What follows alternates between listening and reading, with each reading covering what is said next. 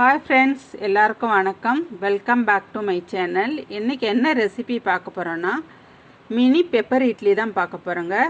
இது ரொம்ப டேஸ்ட்டாக இருக்கும், ரொம்பவே எளிமையாக செய்யக்கூடியது. தேவையான பொருட்களும் கம்மி தான். மினி இட்லி ஊற்றி வச்சா மட்டும் போதுங்க. இதுக்கு ஈஸியாக செய்து முடிச்சிடலாம். இது ஈவினிங் ஸ்நாக்ஸாக கூட செய்து சாப்பிட்லாம். இதை எப்படி செய்யலாம் அப்படின்னு இப்போ வீடியோக்குள்ளே போய் பார்க்கலாம் வாங்க. நான் மண்சட்டியை அடுப்பில் வச்சுருக்கேன். இப்போ ஒரு கரண்டி எண்ணெய் ஊற்றிருக்கேன். சின்ன கரண்டியில் எண்ணெய் நல்லா காஞ்சதும் உளுந்தும் கடுகும் போட்டுக்கோங்க. ரெண்டும் நல்லா பொரிஞ்சோன்னே ஒரு 2 பெரிய வெங்காயம் பொடியாக நறுக்கி இந்த மாதிரி சேர்த்து நல்லா கிளறி விடுங்க. ரொம்ப ப்ரௌன் ஆகணும்னு அவசியம் இல்லைங்க, கண்ணாடி பதத்தில் இருந்தால் போதும்.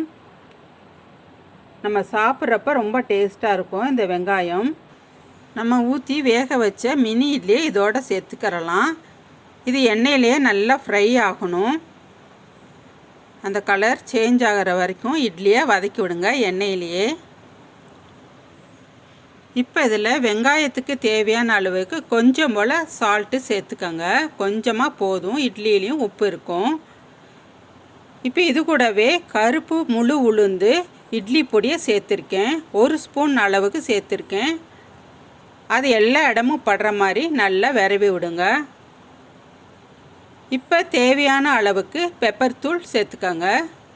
உங்களுக்கு காரத்துக்கு தகுந்த மாதிரி பெப்பர் தூள் சேர்த்துக்கோங்க. இதில் காரத்துக்கு நம்ம வேறு எதுவும் சேர்க்கலை. இதோடவே கடுகு வறுத்து அரைச்ச அந்த பொடியையும் இதோடு சேர்த்து எல்லா பொடியும் எல்லா இடமும் படுற மாதிரி நல்லா கலந்து விடுங்க.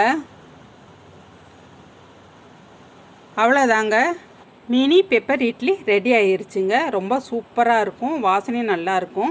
கொஞ்சம் போல் கொத்தமல்லி இலை கட் பண்ணி போட்டுக்கோங்க. இது நீங்கள் பெரிய இட்லி அப்படின்னா 4 கட் பண்ணி இதே மெத்தடில் செஞ்சு பாருங்கள். இது சுவை ரொம்ப அழாதியாக இருக்குங்க. இது மாதிரி நீங்களும் வீட்டில் ட்ரை பண்ணி பார்த்துட்டு எப்படி இருக்குன்னு கமெண்ட் பண்ணுங்கள். இந்த வீடியோ உங்களுக்கு பிடிச்சிருந்துச்சுன்னா சப்ஸ்கிரைப் பண்ணுங்கள், லைக் பண்ணுங்கள். தேங்க்யூ.